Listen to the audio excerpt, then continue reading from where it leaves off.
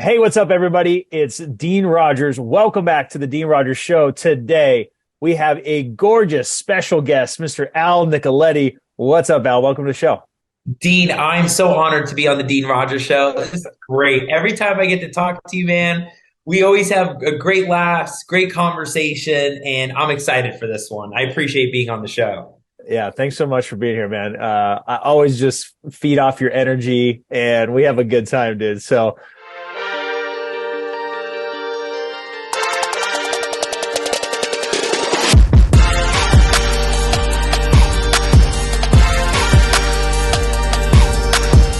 let's dive right into it. For those of you that don't know Al, he is he is the expert when it comes to probates. He is an attorney who deals with these probates every day, in and out, and has helped educate so many people on what is a probate, how does it look like, how do you become successful in this niche. So we're going to leave you guys with some nuggets today. If you want to connect with Al, you can find him on Instagram at Attorney Nicoletti. Attorney Nicoletti. We'll have it up on the screen. We'll have it up on the show notes. Make sure you connect with him. He's got amazing content regularly. So, all right, let's dive into it, man. Let's just talk about like how'd you even get into probates? Like, did you just want to be an attorney growing up, or like what did that look like?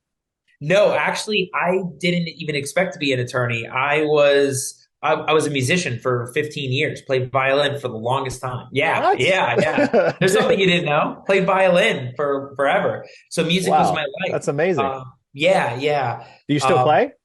No, well, I mean, I can pick it up, but it's going to sound squeaky and probably terrible. But I still got the fundamentals down. I know how to move Yeah, around the board. yeah. Uh, but I realized quickly that music, while it was great and the community that I was a part of is amazing. I mean, I'm still friends with so many of those people today. It's like much like real estate. It's one of the most interesting comparisons. I realized that it wasn't going to make me the living or the living I wanted or the money. And so I really quickly had to figure out in college, which direction did I want to go? Did I want to go medicine, like my dad did? Did I want to be in music? What did I want to do? And I didn't like medicine. I saw the music path was, limited. All of a sudden, just decided to take pre-law classes. Like, you know what? Maybe I'm going to take the violin background, the law background, go into entertainment law. That was a whole thing for a while. But I didn't realize I wanted to do real estate until I took the bar exam, found the topic fascinating. Got my first job in Miami under the wing of a mentor of mine. He was a stepdad for one of the members of a quartet we were a part of in high school. That's a whole story. And work with him for 2 years. Got to see all the foreclosures, title, probate. But really wasn't until like 2 years in, my best friend from law school, him and I used to like talk about things, what's after law school? Law school's great, to, study together, but then what's next? So I remember we got into like talking about what's coming up, and probate popped up. And I remember him saying like, it's a great niche because there's opportunities here, lots of properties just sitting, nobody's doing anything with them. So at the time I was like, huh, it didn't make sense to me at first, but I started to research it more and more. He came back down. He said, what did you find out? I said, I'm still trying to put the pieces together. And that's when he explained it again. And something about that second explanation, just the light bulb went off and like my mind went zooming. I'm sure you've had that moment, Dean, like when you just, when something really clicks, like there's no stopping Dean Rogers. He's going off and scoring the touchdown, right? So I literally just started researching, doing, and I realized that there was a model to this. And what it was there's just thousands of properties, real estate that just sits around and nobody's doing anything with them because somebody owned the property, they died, and now the kids, they don't know if they want to sell it yet, or maybe they do want to sell it, but they can't until they do probate or they do some kind of mechanism to get the property sold in a probate proceeding. So that's when I realized, like, wait a second, like thousands, this is a huge opportunity. And this is where I realized, wait, there could be really good collaboration with realtors, investors. Fast forward I started speaking on this. I started like going to the RIA meetings locally. I started going to the realtor meetings. I started talking about this more. So doing videos and social media, and it took off. It was like wildfire. Something about it was just, I don't know, the way I spoke about it or presented on it was so novel. Even though it's not, it's just the way it was presented in the package of efficiency and timing and everything really took off. And so from there, it just really became my niche. I stopped doing any evictions. I stopped doing any unlawful detainers. I stopped doing some other stuff right when the pandemic hit. And I quickly said, this is going to be the niche I'm focusing in.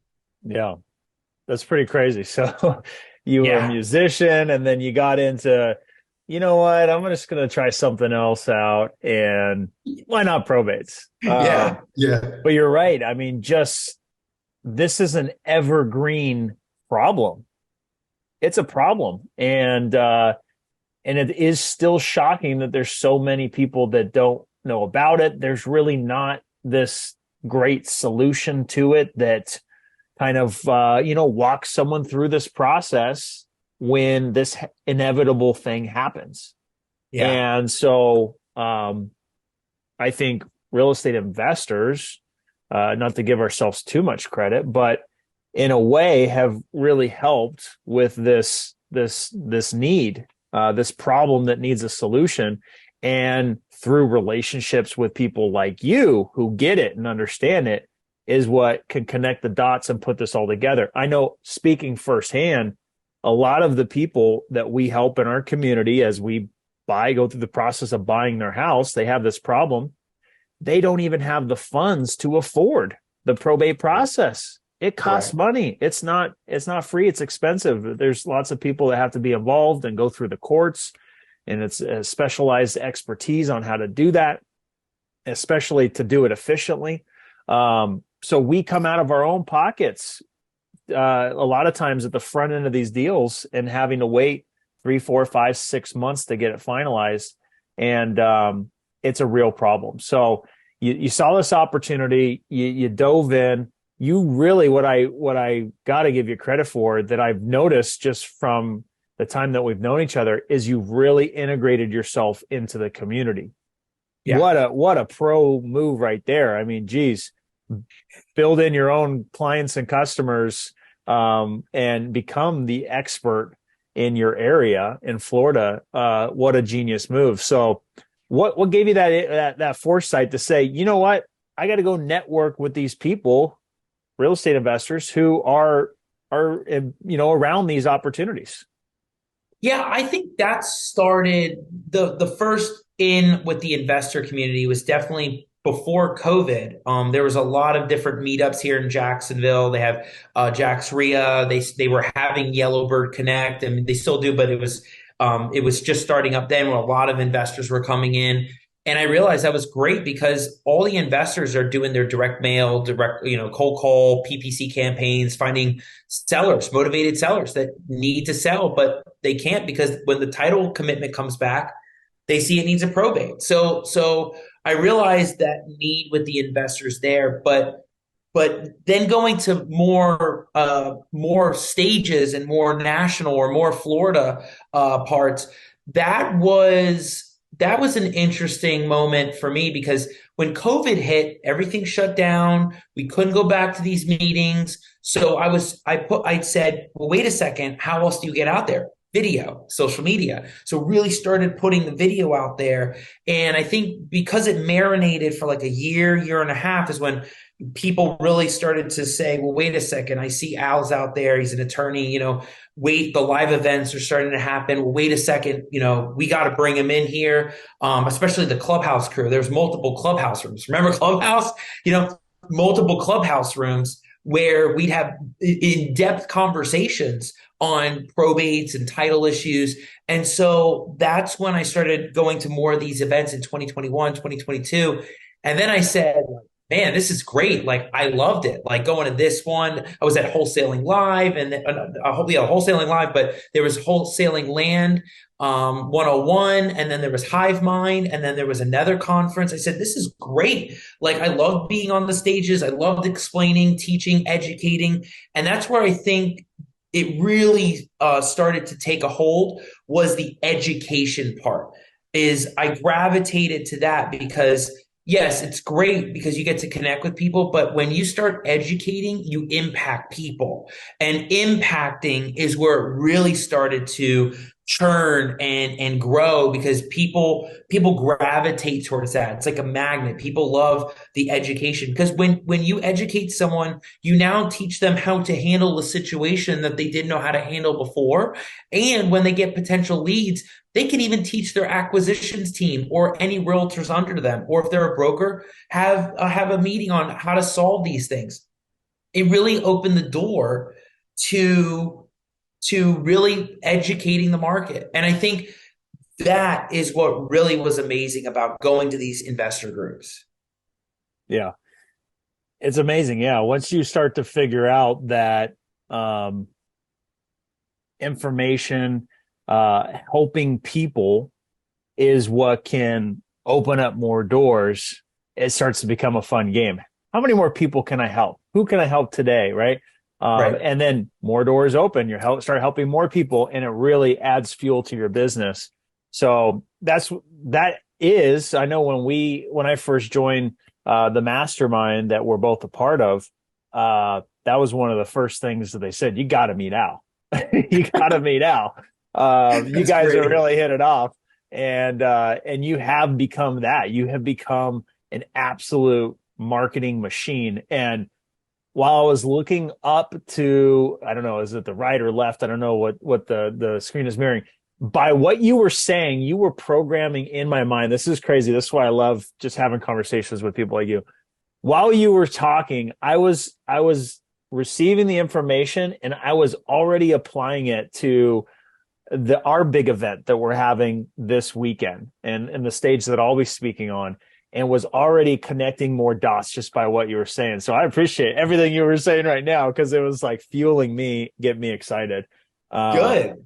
yeah. That's what it's all about, sharing, collaborating. And Yeah. I think a lot of it is, when you go to some of these events, you really meet other people in the industry you haven't met before. Maybe you've met them before, but now you really know what they do. And that's what's interesting about networking or going to the mastermind, is that, and I tell people on my show, like, you know, I remember meeting certain people the first time, but I didn't know what they really did. Like, they told me what they did, but like I didn't get it. And then I meet them a second, third, fourth time, and I'm like, oh, wait a second, you're the commercial guy, or she's the one that handles things with single family houses. It's like, when you go to these events, you can connect with people and you network, you start really finding what people do and the synergies with them, and how you can help them. Or maybe there's a need in your business that you got to talk to them about, and you just start mingling and connecting. That's what's so great. And educating people is truly one of the great gifts that we could give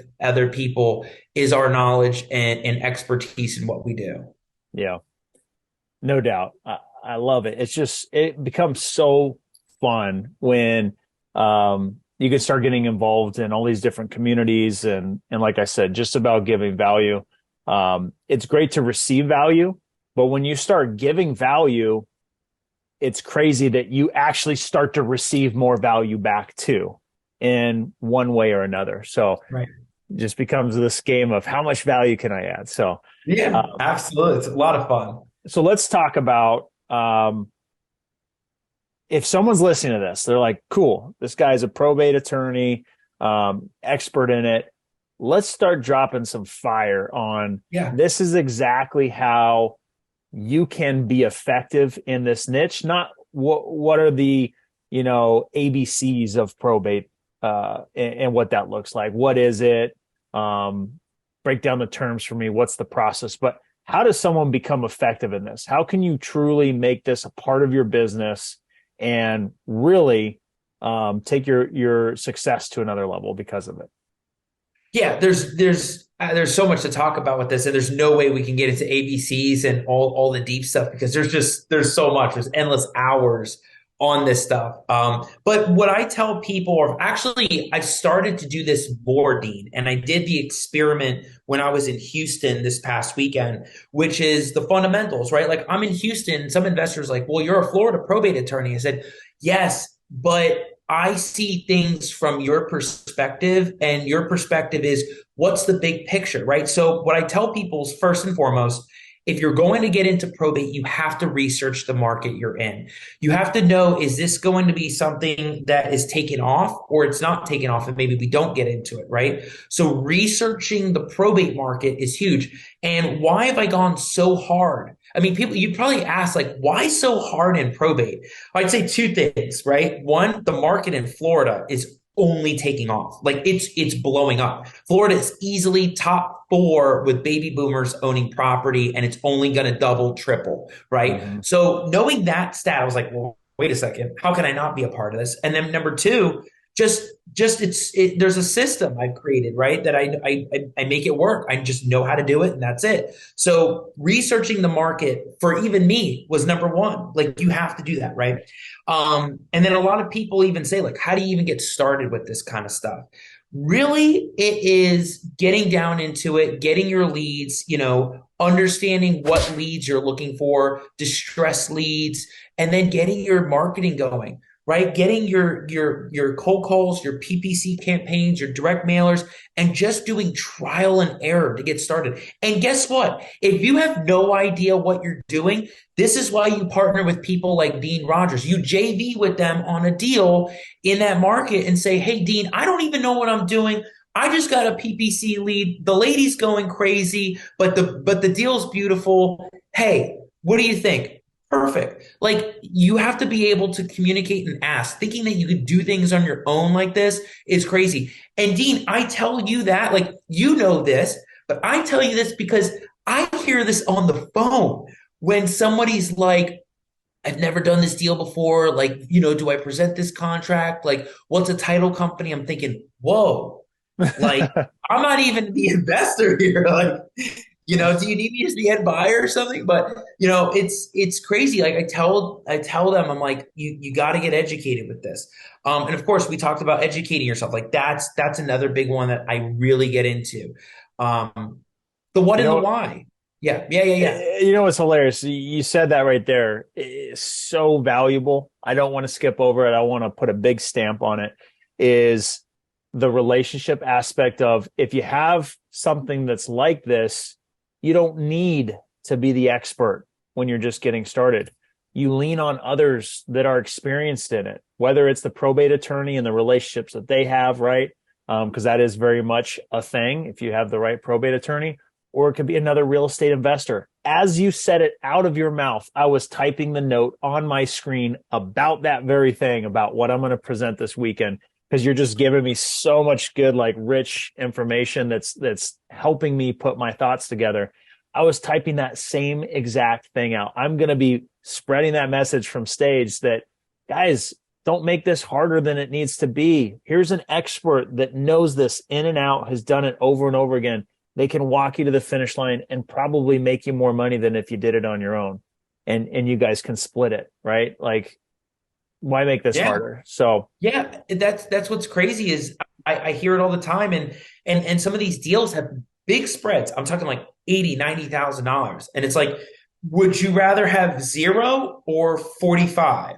Like, yeah, and the ROI is going to be amazing because you're going to get partnered with somebody that knows how to expedite this and get with the right title company or work with the right title company and close and get it closed.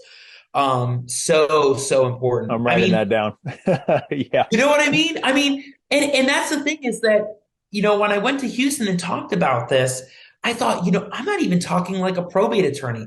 I'm talking like the business side of it that I see from the probate end and what investors are struggling with or what investors and realtors miss.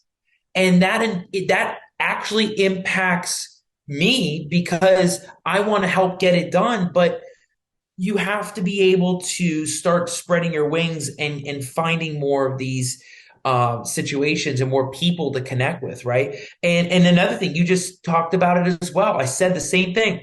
Find the experts. You know, there are certain investors in our markets that have specific experts for specific things.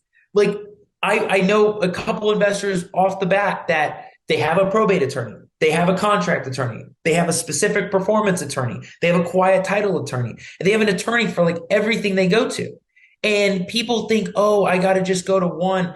I said, you know, some people come to me and say, hey, can you do the eviction? I'm like, I get into probate. Hey, can you do the unlawful detainer, getting the squatter out? I'm good right now. I got to do the probate. Get with the experts that get into this every single day, right? That's the idea. And building that team is going to make you successful in the probate niche. Get the title company that gets in the nitty gritty with some of this stuff. Get with the probate attorney that doesn't think like a probate attorney, but thinks about probate and how does this thing get closed, right? That's another issue right now. And I really need to make a note of that one because that's a good one, is a lot of times investors in different markets, or I don't know, maybe even happens here in Florida, but they get connected with a probate attorney and the probate attorney gets the court order and they say, give it to the title company. Title company says, no, we can't close. We need this. Oh, no, no, no. The court order says this. Look, there's something called probate, something called title, and it's not getting closed until title says it's okay. So work with the people that think not just beginning, but close. So there's like all these fundamentals, Dean, that, you know, it's crazy, but it sounds basic. But when you tell people about it, that's when the aha moment starts happening, right? Yeah. Like, oh, it confirms what I believe, so I must act. It sounds obvious. It sounds too easy. But we all want to, pass go. We want to skip to the finish line. We want to get the deal and get it closed and make our money. So I feel like when you're just getting started, you have blinders on that block out those obvious things that with some common sense are things you should be thinking about and doing, but we go about it ass backwards. So how does someone go find these people? How do you go find the right escrow officer? How do you go find the right probate attorney? How do you start there? Best place is your own network. Go to local RIA meetings, local meetups, local, the coolest part about meetups, and I noticed it when I went to Fort Walton Beach and spoke there at Heather Blatz's group. The coolest thing is that when you go to these RIAs, you're going to have newbies, but then you're going to have seasoned people. And you know the seasoned people when you're the speaker talking up there and getting pretty advanced with some probate talk, and they're nodding their heads like they've been there, done that. And it's like, oh, so you're not just doing one deal, you're doing 10 deals a month, 20 deals a year. Like you can tell those are the people. If they're doing 20 deals a year, they're obviously closing with somebody that is doing it right, getting it done, and they're happy with. So always ask and try to meet up and qualify the questions. Just say, hey, I'm glad I get to meet with you. Like, are you doing a lot of deals? Are you high volume? And they're like, yeah. It's like, great. This person must know other people, title company, escrow officer, or a real, maybe you're going to buy it and you're going to fix and flip it, but now you need a realtor specifically to list the flip, right? Not every realtor does that. Some are more clever than others. So you want to be able to find who's that realtor in the market that does that for investors, because maybe they have a certain percentage that they work off. So the idea is leverage your community and lean on that community to find these people. And over time, you just start asking questions. Another concept that you would think is like, well, that sounds so basic, but a lot of people don't ask.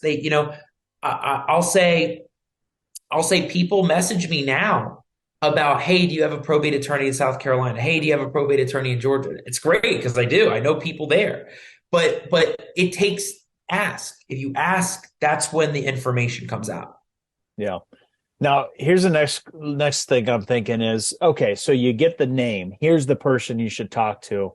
Let's talk about what are the questions you should be asking these people to know if they're the right fit. Now, obviously, if someone highly recommends them, likely is a good fit. But still, you'd be surprised. Even some of the experienced people are testing out several different people. Some of them are going to be the right fit, some of them are not.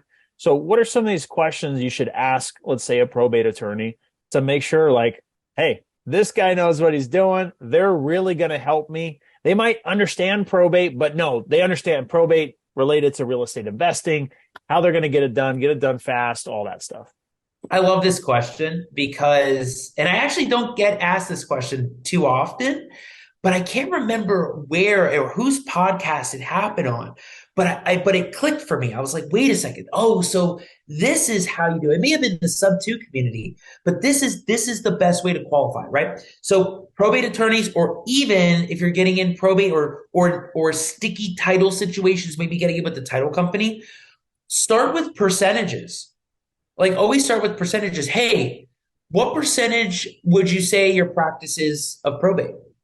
And if they say 80 to 90%, because that's what I'd say, it was like basically close to 100. But, if they're saying a high percentage, you're like, okay, this is great. That means that these people focus primarily on this. This is their bread and butter, their day in, day out. Then your next question, and if they say 30%, what do they really practice? Because sometimes probate really takes focus. To be high volume takes a lot of focus, a lot of practice, and being in crazy situations, right? I see a number of things over and over and over again, right? So high percentage. Your next question really is, what percentage do you work with investors? You're probably saying, like, why is that a good question? It's a good question because how creative is your underwriter for the title company? How creative is the probate attorney when it comes to a sticky situation? Are they going to see a plan A, plan B, plan C, and like maneuvering? Or are they just rigid and they don't see it being done a certain way, right? It's got to go through this whole thing. Because in my world, we're always thinking creatively and with a solution. It could be an expensive solution. Dean, you may find one where you're like, Al, we got 4 out of the 5. It's a certain kind of property. And but there's a lot of spread. There's like $100,000 spread. And I'd be like, okay, well, based off my analysis, because it's a certain kind of property, we can do this, go around the air. But just so you know, it's going to cost $20,000. You're like, it's $100,000 spread. I'd rather take 80 and get you 20 and do, so you got to think about solution, money, and then how are some of the things structured, right? With my model, I'll wait until the closing to get paid because it makes sense. If a lot of these sellers, these heirs don't have money up front, they don't. And That's so huge. it's huge. That's part of the Huge. model. That's it. Time and money. That's so smart. See, that's crazy. I got to call it out. This is such a big thing for anybody who's listening. If you can find a probate that can do that, I can tell you again, I mentioned we come out of pocket because the attorney that we're working with, we got the wrong one apparently, doesn't seem to understand it. And before they even talk to anybody, we're writing checks, you know what I mean? And there is the chance that the deal doesn't go through. There is that risk. And it could be because not all parties are on board or some appraisal comes back a certain way or something, but you get it. You're in the real estate investing world and you know that, hey, there's opportunity for all of us here, but there's some pieces that kind of need to come together first. So, man, that just like almost threw me out of my chair. I was like, wait, what? Oh my gosh, what a dream. Well, now you understand why a lot of the investors in Florida have one by one just been coming because this model makes sense. And they're not just finding a deal where it needs one probate. Like people are mind blown about this too. There's some properties where it's not just mom that owned it or dad or brother, sister. Like it's like grandma and the probate was never done. And then we're having to do grandmas and then mom died after grandma and then son died after mom and they're doing 3-4 probates. I mean, who's going to wait until the end for that? And I'm crazy enough to do it, but I'll wait until the end because I know that everybody talks about the deal. Is there money in the deal? Does it make sense? It always comes down to numbers. It always comes down to numbers. Do the numbers make sense for us to do this? And if they do, it's a no-brainer. But everybody's got to get involved. And I would say when the Fed raised the rates last year, there were some deals that did fall apart. Some deals fell apart. Buyers just didn't want to buy. It didn't fit the hedge fund's buy box, and so they had to back out. Fortunately, I still got the costs, the expenses for it, but the model makes sense. So you've got to look for investor-friendly title companies too that'll wait until close for that kind of stuff, and the probate attorneys and the creativity behind it is big. I just think the high volume part is a really good qualifying question because if they're doing high volume probate, yeah, they're busy, but they're seeing a lot of scenarios that other probate attorneys aren't seeing and already will have an answer for that situation that you're going down. Hmm. Yeah. Awesome. So what's next? Like what else do people need to be thinking about? Is there any other missing pieces we haven't tackled yet that if they're trying to build out the right team, to find the right people to be in the position to help this seller of this probate property, what else do they need to be thinking about from your perspective? I would say qualifying the probate sellers, just like you qualify a seller, you have to start learning how to qualify probate sellers. And you're like, what's the difference? The Mm. difference is when you get into probate, there's certain documentation we need as attorneys in the probate to be able to get this thing done. And if we can't get it or they don't want to provide it, what are we doing? So I started getting really tough about this probably 4 or 5 months ago. Once my assistant started being like, all right, we got to get on this. I'm like, yeah, you're right. Like we do, because like it's great taking everything off. But it's like, wait a second, these people aren't doing anything. So we got to a point where we called it qualifying and we started building out checklists. And probate checklists are really helpful because you start going down a list of, okay, hey, if this is a probate, we need these things. You need to get it to the title company. The probate attorney needs it. And if you don't get it to them, then we can't move forward. So example, like death certificate, easy. The will, if there is one. Maybe the will's leaving it to a trust. Where's the trust? Maybe the property's titled in a trust. Where's the trust? Who are all the heirs? Right? And their contact info, because you're probably going to need them for the title company. Mm. Do you have everybody under contract? There's other documents that they may need in the probate, and there's other things like affidavits of heirs in the probate that need to be notarized, signed, and filled out. And if we can't get the participation of the heirs to do it, it's not moving forward. For example, we had one today where he gave us everything. We sent everything out. The only thing we're waiting on is for the heir to sign the affidavit of heirs and get it notarized. And we haven't even heard. Like we haven't even heard back. And they had to start sending email after email after email. Finally came out of the blue, and he's like, "Hey, I'm here." But it's like getting their participation is really key. So I tell people build checklists for yourselves and really, really harp on the need for it and set the expectation from the beginning. Otherwise, you're going to be chasing, and the chasing part is what starts to waste a lot of time. Yeah. That's such good advice. If you can get that information ahead of time, then you're going to be in a much better position. Because again, otherwise, what are we doing? What are we doing here? What are we doing? Because it's great. They say they want to sell it, but this is not a, straight line to the finish line. You have to go through this process. There is no other way around it. And if you don't have people cooperating, you don't have the right information, then what are we doing? So I think that's such good advice. And going into that prepared with the information you just shared on this is what I need is going to help you start to gather that information. So. Yeah, and I just add in a small way. Actually, it's a big issue, but it's in a short way. Due diligence on deals is so important. Like it's one thing to get a deal, it's one thing to get it under contract, it's one thing to get their participation. But I tell people this: it's not always about the probate.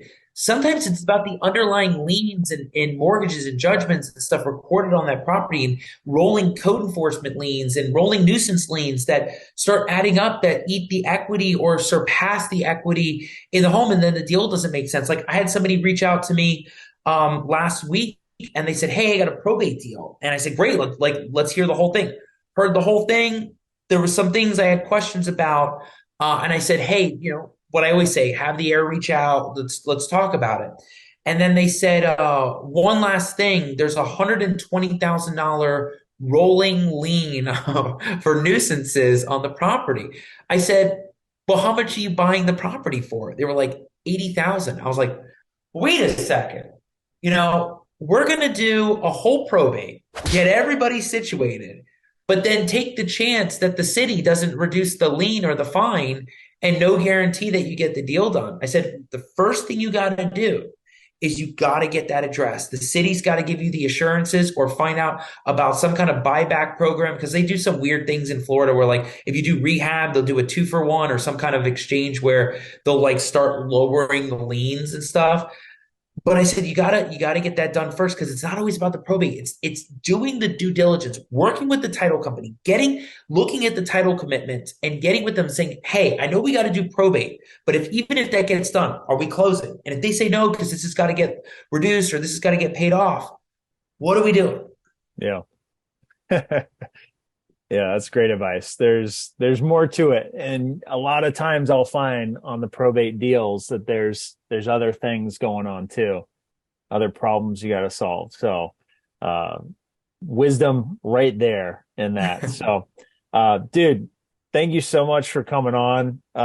You always get me fired up, excited, my mind turning. I'm not joking when I say this. This is not an exaggeration. I finished. This is hilarious. As a natural entrepreneur, you're multitasking, you're thinking about everything. I finished my presentation, not with like graphics and stuff, but just like the key nuggets based on what you said today, right now. You gave me those other pieces that I needed to drop in here. So you added a ton of value to me. I received a lot of great information. I know the listeners, without question, got some great wisdom here. So thanks so much for being on, man. Again, if you want to connect with Al, you can go to attorney Nicoletti. We'll have it up on the screen so you can check it. Al, any last words? Any calls to action? Any more wisdom? Well, I just want to say, Dean, thank you for having me on your show. Thank you for allowing me to share the wisdom and education to your listeners out there. And it's just a wonderful platform, right? Podcasts are a great way to have people listen and churn their minds. Like you said, you're listening to this and your mind's moving and you're able to take those ideas and execute them. And that's the big thing. I just tell people as a final words, final thoughts, you have to be able to get out there in your community and lean on the community around you. A lot of people after COVID, they want to stay inside. And I noticed it at some of the live events that not as many people have come out as much as I thought they would come out. And I think that's crazy because all these people are doing high volumes, big deals, big stuff in various industries. Not everybody's doing what you're doing. And going out and networking and leaning on the community is the biggest thing you can do. And also take care of your health, invest in yourself, do it for you, because without your health, you can't perform at the highest level that you truly want to without it. Amen. Lots of good wisdom there. Community, huge. Health, you're a sexy model now. Part-time side hustle. You're at model shoots on the weekends now, showing off that new sexy bod. So yeah, man, lots of good stuff. I appreciate you being on. So good. Until next time, guys. Peace. Love it.